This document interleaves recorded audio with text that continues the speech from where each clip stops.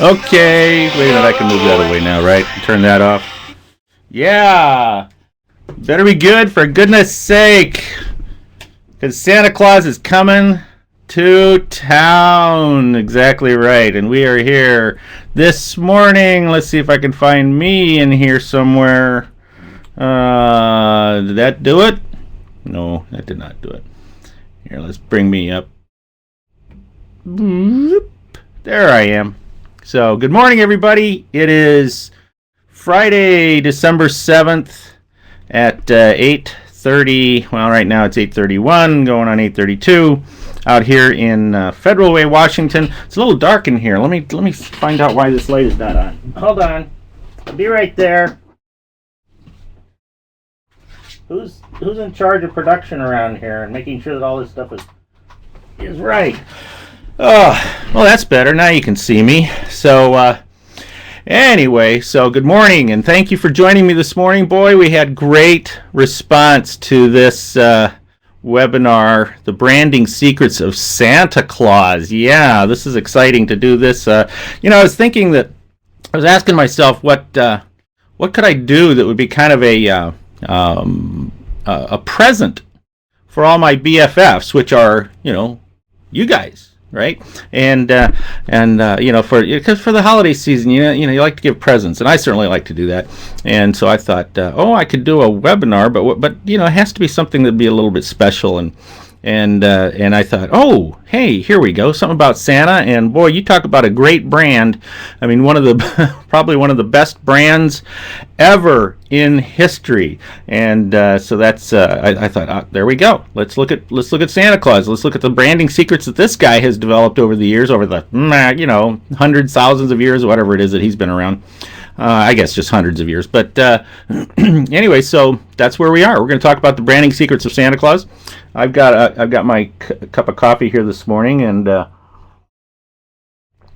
now because it's Christmas. Now those of you that follow me, that my color is orange, right? And I always use orange as my is kind of my key color, no matter what I'm doing. But I thought, what, for the holidays, I probably should change that a little bit. So so instead of using orange, I'm going to use red, right? In honor of that. But it's also a little bit bland there. We can be a little bit more, crazy. Okay, I think I think I just got a little spanking there from my buddy Ed. Hey Ed, that's very funny. But for those of you that don't know, I'm following when you send a comment or a question down below, I'm following it over here on my iPad so that I can see what you guys are saying. And of course, then this time of year I get a lot of real good comments from my buds. So anyway, where was I? So I'm going to go with red instead of orange, and maybe let's bring a little bit of holiday cheer in here. Let's add some stockings across the top. Let's put some ornaments over there in the corner, maybe a little Santa hat over there, and that way we got a little bit of festivity going on here. So let's see. I'm in the theme. That's what I am. I'm in the theme. But we're talking about branding, of course. And before we get into what his secrets are, what the jolly old Saint Nick's secrets are, I just want to set up. Just take a couple of minutes, really, very quickly, and set up what I consider to be what branding really is all about. Okay, and you've probably heard some of this stuff, before from me or anybody else. I mean, obviously, number one, branding. When I'm talking about branding, it's not the brand, okay? The brand itself, the logo itself is the brand that represents the branding proposition that you're developing out there. So it's not necessarily the logo and it's not the icon. I mean, you can own the logo, but you don't own your brand. In fact, your customers own your brand. You own the promise that you are making to your customers. That's really what it's all about. Is you're making a promise to your customers, and then they are deciding, are you keeping your promise? Are you keeping your promise? You say that you're the fastest delivery. Are you really the fastest delivery? I mean, they're the ones who are going to decide that. You do not really decide what your brand is. You decide what your promise is going to be, and then they will decide whether you are being congruent or incongruent with that.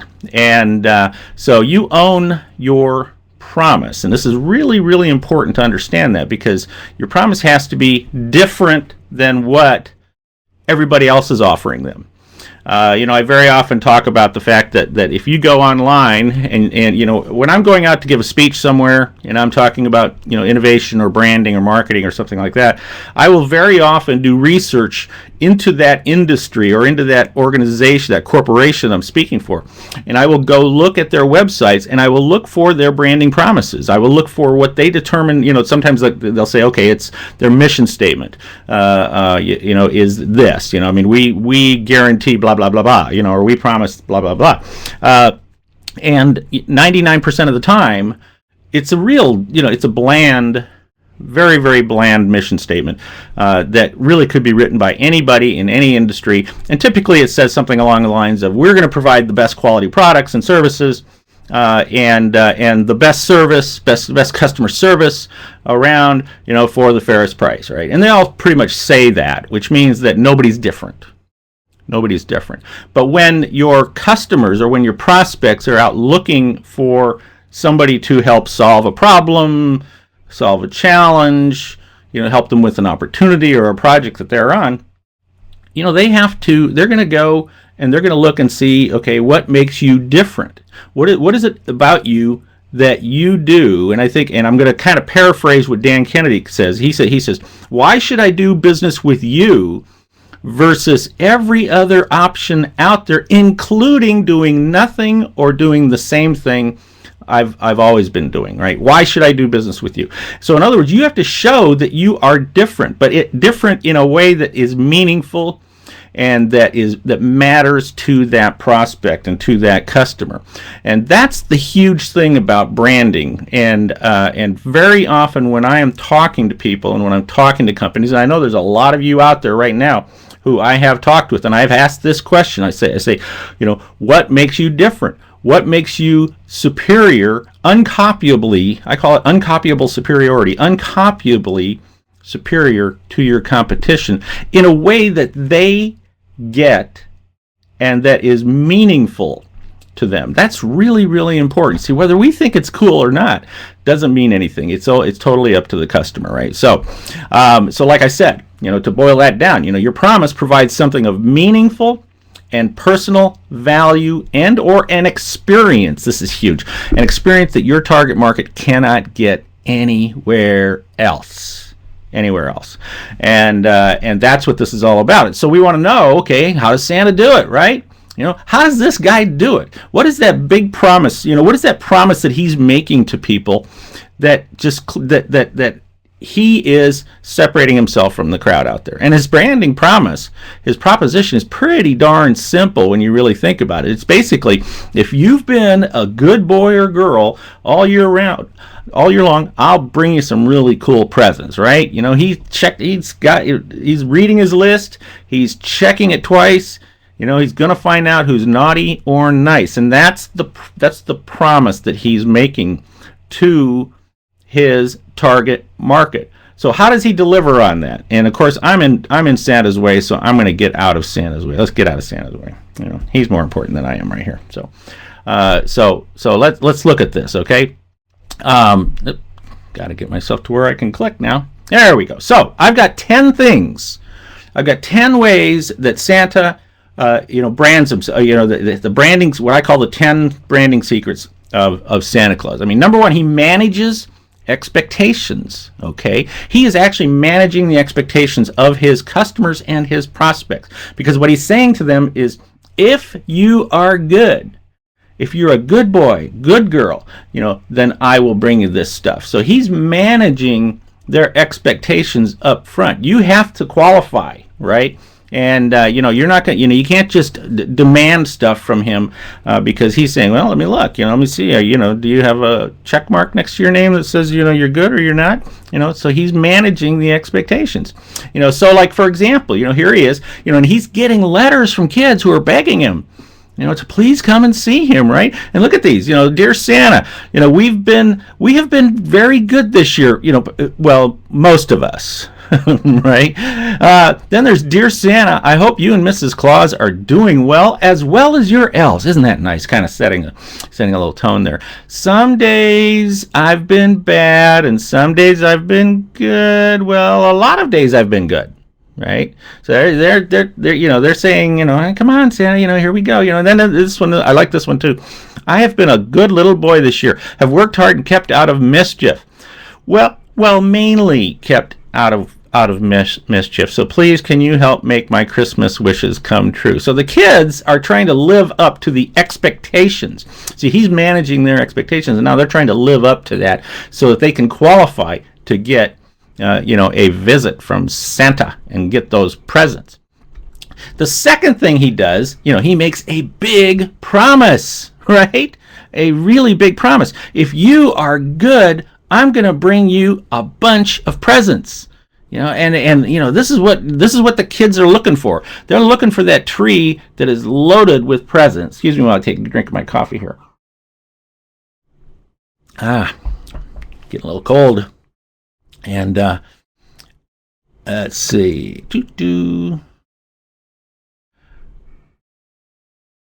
Well, I'm sorry. I'm looking at the questions or something. So he makes a big promise.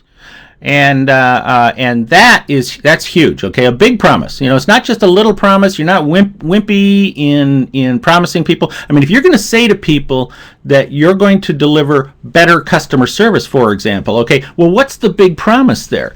For example, people, I get cards and emails from local car dealerships who want me to bring my car in for service with them, right? And they're all promising that they will have, that they have the best service and and everything like that. But then, there's this one dealership, there's this one place that we actually go to because they promised me a couple of things. I mean, number one is they say, look, we're promising a very clean atmosphere. If you have to wait for your car, we've got a nice place for you to relax in, with coffee. There's like a Starbucks counter inside. I mean, it's not Starbucks, but it's like their own kind of counter inside with snacks and coffee and goodies. We have free Wi-Fi. It's very, very clean. But if you can't stay, if it takes too long, then we have a loaner car for you. All right, so that's huge for me, right? A loaner car makes it, they're trying to make this just as painless as possible, and that's a big promise for me. So what is the big promise that you are making that is meaningful to your customer? The third thing that he does is Santa facilitates referrals. He facilitates referrals. He and he also creates long-term relationships.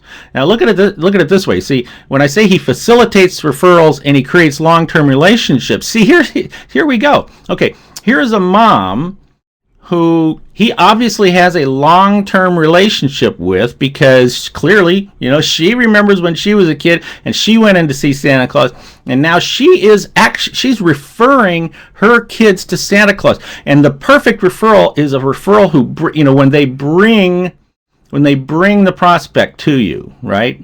That's facilitating referrals. Now, the interesting thing about this is that the vast majority of I would say that if I asked you how important referrals are to your business, you would tell me they are really, really important. But you know what? Then if I were to ask you, okay, so do you have a formalized referral marketing program? And you know what? The vast majority of companies do not have a formalized referral marketing program. Well, you see, like right here, I mean, Santa has actually facilitated a situation where he is encouraging parents to bring kids to see him when he makes appearances. And so here are these parents, and of course it's hysterical, right? You see mom, and I don't know if that's dad behind her or not, but boy, mom is just so excited. right? And look at the faces on the kids. I mean, my gosh, they're like, oh man, who is this guy, right? Who is this guy? What are we doing with coming to see this guy? They don't know who he is. So he's got those long-term relationships, because we know that creating and maintaining long-term relationships is the purpose of business, right? So that's what. So Santa's got that going for him. Number 5, he owns a date. See, I find that to be really cool. He has taken a date and made that a huge annual event. Now, okay, I'm going to back up because I don't want to, obviously, for a lot of people, there is a bigger reason for the day. There's a bigger reason for the season. If you are a Christian and you follow that, then yes, of course, I understand that. I'm a Christian. I understand that. But I'm talking about from like the kids' perspectives, from the business perspective. That's what I'm talking about. And Santa owns December 25th, and nobody else can take that date away from him. So see, it would be really interesting if I've seen companies do this. Where they own a certain date every year in the customer's minds, and they do things. They do things. I watched a company recently who every year they have their annual indoor putting tournament. And there might be somebody watching me right now and listening to this, and from Easy Solution, and I give you guys big thumbs up on that, because I think that's a great idea. And I would turn that I would take it a step farther though, and I would actually turn it into a specific date. I would say, okay, here's every year this is the indoor golf tournament, and just turn it into a very, very big deal. And you can do that, right? So he owns the date. He delivers an experience. He delivers on an experience. I mean, when the kids finally, warm up to Santa Claus, I mean, when they get a little bit older, then they are really looking forward to seeing Santa Claus, talking to Santa Claus. He delivers an experience for them that is a memory that they are going to take with them for the rest of their lives. I still can remember, when I was little, I can still remember there were these stores, so there was this one city we lived in, and a department store, that this one Santa, I was completely convinced that he was the real deal. And I'm pretty sure he was the real deal. Every year I would go see him. I still can picture the whole setup for him. And some department stores in some places, they've got some pretty nice Santa setups, for visiting, going to see Santa and then getting their pictures taken and things like that. So he's delivering an experience that is beyond just the product, because it's all about him delivering a gift on Christmas morning. That's what it's all about. But then he wraps it in this giant experience well ahead. So he's delivering an experience and building the anticipation of seeing him when it gets there, right? This one I love. I love this one because I try to own the color orange in the minds of my customers and my prospects. And so everything that I'm doing is geared towards trying to get, is every time I communicate with people, every time I speak, I'm wearing orange. I'm wearing orange right now, for you guys. And when I give gifts to people, they're in orange. Something about orange. He owns red. When we think of Christmas time and we think of Santa Claus, the color red just automatically comes right out there. So so he owns the color red. What color do you own? And and just kill your customers with that color, because now I've been using the color red for, I'm going to say, probably almost 18 years now, and I have beat my clients up with red so much that now a lot of clients, I hear this a lot. They'll say, I can't see the color orange without thinking about you, Steve, and what it also, not only that it represents you, but it also makes me think different. Okay, that's what the idea is that it's got my face behind it, and there's a message, the branding proposition that I want to teach you how to think different. Is that right? Think different, be different, act different, be different, all that stuff. So owning a color can be a huge step in going in that direction. He looks different, much like I will say, if you go to my website And if you look at the rules that I have on my website, you will see that I have there in my rules and I'm sorry, I'm paying attention to my the emails that are coming in now. That unfortunately I can't answer some of these emails right now, one of my rules is that I do not wear a tie. Okay, so I say, look, if it's a problem, then we're not going to work together. But I look different. I'm always, like I say, I'm always wearing orange whenever I'm working, whenever I'm out with my clients or anything like that. I want to look different. I have a specific type of look and feel. I mean, there are a lot of people who will say, hey, if you want to make an impression on people, wear a suit. But my response is, well, that's all well and good, and you might look good in a suit, but you look like everybody else. Santa does not look like everybody else. Santa does not, doesn't even try to look like everybody else. Santa is Santa. We've all got a picture in our heads of what Santa looks like. Let's see, what else we got here? Getting ahead of myself. There we go. Okay, so 7, 8. Hello, clicker. Come on, clicker. 9, there we go. He has a myth that he has built around himself. He has built a story about living in the North Pole, and he does everything he can to reinforce his myth, that he is surrounded by elves, that he flies it's a flying sleigh, with 8 tiny reindeer, and now they're led by Rudolph the red-nosed reindeer. The myth includes that Santa needs cookies and milk left out for him, after he comes down the chimney, right? He has lots and lots of helpers out there to reinforce his story and reinforce his myth. He had his wife, Mrs. Claus, is part of the story. He's had books written about him. He's had movies made about him. And how do we know we don't know. He's controlling all this stuff, right? Because he's Santa Claus. He has a myth. And and I heard a phrase one time, and I really love the phrase, and that is that that when you build a myth, that you should carry your myth around with you. All right, you should carry that myth with you. And so I try really, really hard, because my branding proposition is I'm going to help you be successful by being different from your by being uncopyably superior from your competition. And so if I don't act that way, well, then I'm obviously not, standing behind my myth, and I want to stand behind my myth. So I have to be different. I have to think different. I have to act different, and that all ties into what here, number 10, is that everything walks the talk. Everything walks the talk.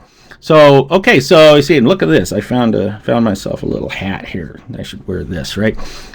Everything walks the talk. So you have to ask yourself, see, now these are branding secrets of Santa Claus. And you don't have to do every one of these things, but there's certainly nothing wrong with going through these 10 steps and asking yourself, are we following this? Are we doing this? Now, when I say everything walks the talk, so for example, the example that I would give you is that, oftentimes people will say to me, well, we're different. And I'll say, really? Show me your business card. And they show me their business card, and it looks just like everybody else's business card. It has their logo in it. It's all, it's very nice and neat and stuff like that. I say, so you're different, but your business card, the thing that represents you personally that you're giving to somebody, is not different. No. Everything walks the talk. So you have to look at it that way. What is your branding proposition, and how are you making sure that every little detail, everything about you, everything about your company, everything all around you is walking that talk? And when Santa puts all of this together, then he has uncopyable superiority. He can, nobody's going to compete with Santa Claus. There's not going to be another guy or woman who's going to show up and say, I am now the person who is going to do this for, I'm going to deliver presents for you on, Christmas morning, and that person wears purple or black or, or orange or something like that, and they are trying to replace Santa Claus. Not going to happen. It's not going to happen because the marketplace won't let that happen, because Santa Claus is it. His branding proposition has just absolutely anchored itself into the minds of the customers, and that's why Santa Claus has uncopyable superiority. Again, let me get myself out of that picture there. So that is, short and sweet. I didn't want to make this a super long program, but those are what I call the branding secrets of Santa Claus. And it only took about 30 minutes to do this. I don't know if anybody has any questions that they want to ask. I can't imagine that you do. But I am going to, I'm recording this. I'm going to put this back up, and you are welcome to come back and watch it again. You are welcome to share this with your friends, your family, put it, I'd watch it, tonight with, Miracle on 34th Street with your family. Start to make it a family tradition every year, and, with everybody else. So let's see, what have I got left? I think I got one more picture left here for you. If this thing will switch. Why is that not switching? There we go. And I want to say to everybody, Merry Christmas from myself, Kay, Kelly, our crazy dogs, although I only have Hercules in that picture right there. We appreciate all our BFFs. We thank you very much for all your support throughout the year. We hope you have yourself a fabulous holiday season and a wonderful, wonderful New Year's. This is Steve Miller, better known as Kelly's dad. I want to say thanks again. I'll see you on the internet.